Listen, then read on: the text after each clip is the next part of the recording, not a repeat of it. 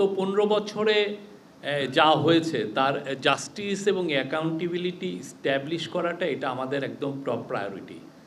একে তো অনেকগুলো আপনি দেখেন যে হাজার হাজার লোককে খুন করা হয়েছে, হাজার হাজার লোককে গুম করা হয়েছে, সেটার তো বিচার হবেই। কিন্তু যারা পুরো দেশকে আপনি এই একটা ভয়ানক রকমের একটা লণ্ডভণ্ড অবস্থায় রেখে গেছে, এই যেই ধরনের একটা মহা চুরি, ইন্ডাস্ট্রিয়াল স্কেলের যে চুরি হয়েছে, তো সেই চুরির তো অবশ্যই বিচার হবে, কেউ ছাড় পাবে না প্রত্যেকটা জিনিস। কিন্তু একটা কথা হচ্ছে যে আমাদের এটার জন্য মানে আমরা যেটা হচ্ছে যে এভিডেন্সগুলো কালেক্ট করে তারপরে তো আমরা কেসগুলো করব, এবং কিছু কিছু হচ্ছেও।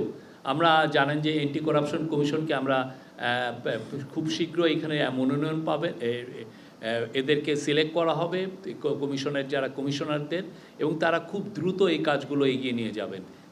কারা কারা এই চুরিতে জড়িত ছিলেন, কারা কারা অলরেডি আপনি দেখছেন যে কিছু কাজ হয়েছে, অনেকে কেউ কেউ অ্যারেস্টও হয়েছে। পরামর্শর বিষয়গুলো নিয়ে ওনারা কালকে কথা বলবেন। ওনারা যখন প্রেস কনফারেন্স করবেন আপনি অনেকগুলো করতে পারবেন।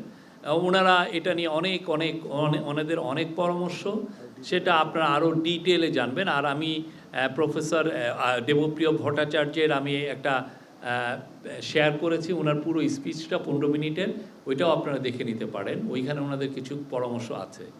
আপনারা এটার পুরোটা রিপোর্টের উপরে ডিসেকশন করে এটার উপর ওনারা প্রেস কনফারেন্স করবেন। আমরা যতটুকু ট্রান্সপারেন্ট হওয়া যায় আমরা অতটুকুই মানে ফুললি ট্রান্সপারেন্ট থাকবো এই বিষয়ে। এটা করেছেন এবং ওইখানে উনি 450 কোটি টাকা দিয়ে প্রাসাদ এর মতো করে রেখেছেন, 7 স্টার হোটেলের মতো করে রেখেছেন, কিন্তু যাবেটা কে? ট্যাক্স পেয়ারের টাকায়।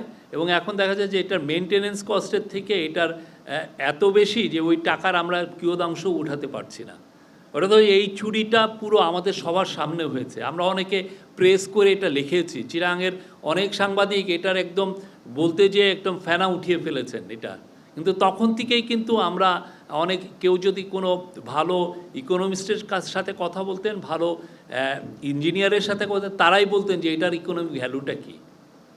না, 10 তারিখের যেটা হচ্ছে যে অনেকগুলো মিটিং আমরা করছি, এফবিআইয়ের সাথে মিটিং করছি, তারপরে অন্যান্য ইন্টারন্যাশনাল যেগুলো ইনস্টিটিউশন আছে যারা স্টোলেন মানি রিকভারি নিয়ে কাজ করে তাদের সাথে এটা টাকাটা তো নেওয়াটা তো ইজি, হ্যাঁ, আপনি টাকা নিয়ে চলে গেল, হ্যাঁ, এটার জন্য একটা পুরো ইনফ্রাস্ট্রাকচার, কিন্তু এটা আনাটা অনেক সেক্ষেত্রে অনেক লিগাল সাইডটা দেখতে হয়, টাকাটাকে আগে ট্রেস করতে হয় কোথায় যে এটা চলে গেছে। তো এই পুরো জিনিসটাকে ট্রেস করা, এটার জন্য স্পেশালাইজ গ্লোবাল ইনস্টিটিউশন আছেন, তাদের সাথে আমরা বসছি, কথা বলছি এবং তাদের পরামর্শ নিচ্ছি যে কিভাবে এই টাকাগুলো ফেরত আনা যায়। না না, আইনি না, এটা জাস্ট আমাদের সাথে তাদের বৈঠকগুলো হচ্ছে। এই আমি ইব্রাহিম খলিল, আমি দৈনিক সংগ্রামে কাজ করি। আমি একটু টাকা আনার ব্যাপারটা নিয়ে একটু কথা বলতে চাচ্ছি। সেটা হলো যে কোন বিশ্লেষক বলছেন যে টাকা পাচারের যে কৌশলটা এত নিখুঁত ছিল যে তারা প্রতি সপ্তাহে সপ্তাহে ব্রিফকেস ভরে ভরে ডলার পাচার করেছেন, এবং এটা প্রমাণ করাটা সোল্ড আপ হবে। আর এক্ষেত্রে যেখানে বিনিয়োগ করেছেন সেখানকার দেশেরও স্বার্থের ব্যাপার আছে। এখানে আপনারা কি মনে করছেন কতটুকু সহজ হবে এটাকে বোঝানো? টাকা আসলে কতটা ব্রিফ কেসে নেওয়া যায় আমার এটা নিয়ে ডাউট আছে, বা এক্সপার্টরাও এটা নিয়ে যথেষ্ট ডাউট। এটা পুরোটা হয় কি, এটা নেয় না অনেক ওয়েতে এটা নেয়। একটা আপনি জানেন যে আন্ডার ইনভয়েসিং, ওভার ইনভয়েসিং, এটা খুব বড় একটা টুল। হ্যাঁ, আপনি যেই প্রোডাক্টটা ইম্পোর্ট করছেন সেই ইম্পোর্টের যে দামটা সেটা বেশি দেখালেন, বা যেই প্রোডাক্টটা এক্সপোর্ট করছেন সেটার দাম যা আপনি তার চেয়ে কম দেখালেন।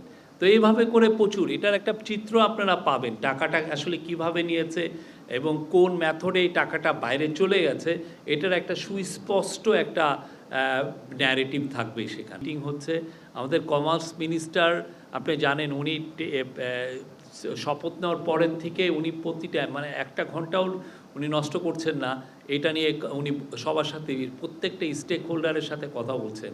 আমাদের পুরো এবং সেই অনুযায়ী আমরা অনেকগুলো সিরিজ আকারে মুভও নিয়েছি। আপনারা জানেন যে সরবরাহ কীভাবে বাড়ানো, সাপ্লাই চেন ডিসরাপশনটা আমরা দেখছি যে এটাকে কীভাবে দূর করা যায়, কিছু কিছু জায়গায় সিন্ডিকেটের এগেনস্টে কীভাবে অপারেশন করা যায়, প্লাস হচ্ছে আপনারা জানেন যে ডিউটি স্ট্রাকচারটা কতটা ডিউটি কমানো যায় ইম্পোর্টের ক্ষেত্রে, যাতে পণ্য আনলে এটার দামটা একটু কমে আসে, সেগুলো তো আছে। প্লাস কিছু কিছু পণ্য আমাদের এখানে শর্টফলের আশঙ্কায় আমরা অলরেডি আপনারা জানেন প্রায় 20 কোটির মতো আমাকে বলেছেন। ওই পুরো 60,000 কোটি টাকার প্রিন্টিংয়ের মূল উদ্দেশ্য ছিল এস আলমকে টাকা পাচারে হেল্প করা। তা আমাদের ক্ষেত্রে যেটা হয়েছে যে টাকাটা 22,500 কোটি টাকা হয়েছে, এটা কিছু ব্যাংককে সাপোর্ট দেওয়ার জন্য, কিন্তু এটা একটা হচ্ছে যে আপনার একটা চৌবাচ্চার পানির মতো টাকাটা। হ্যাঁ, একদিক দিয়ে পানি আসছে টাকাটা, আর একদিক দিয়ে ওইটা বেরিয়ে যাচ্ছে, ফলে পানিতে টাকা যেটা আছে মার্কেটে সেটা কিন্তু সমান থাকছে, মানে পানি কিন্তু একই থাকছে। তো সেই জন্য আমরা মনে করছি না যে এটা হবে। এইটা টেকনিক্যালি এটা আসলে কোনো এক্সট্রা মানির সাপ্লাই এখানে করবে না, এটা ওই বিধি মেনেই এই কাজটা করা হয়েছে। তো আপনি ওইটার সাথে এটার মানে খুবই গুণগত ডিফারেন্স আছে। ওইটা পুরোটাই ছিল এস আলমকে সাপোর্ট দেওয়া, আর এইটা হচ্ছে হলো বাংলাদেশের যে ব্যাংকগুলো যারা উইক ব্যাংক তাকে সাপোর্ট দেওয়া। কিন্তু এইটার সাথে মুদ্রাস্ফীতিতে এটা যে হিট করবে না, মার্কেটে হিট করবে না। চিত্র হয়তোবা ওনারা তো মাত্র 3 মাস পেলেন, 3 মাসে হয়তোবা অনেক মানে হয়তোবা সারফেসটা আমরা দেখতে পেয়েছি। হ্যাঁ, তো এটা আরও সামনে দেখবেন। আপনি যদি পতিত স্বৈরাচার যদি না বলতেন তার পিয়ন 400 কোটি টাকা বানিয়েছে, আমরা জানতাম। তো সেই বিষয়গুলো আপনারা দেখবেন। এটা আমরা জানি যে আমরা আশা করছি এটা খুবই কম্প্রিহেন্সিভ একটা রিপোর্ট হবে এবং সব কিছুতেই পরেই এটার একটা আলোকপাত থাকবে। আর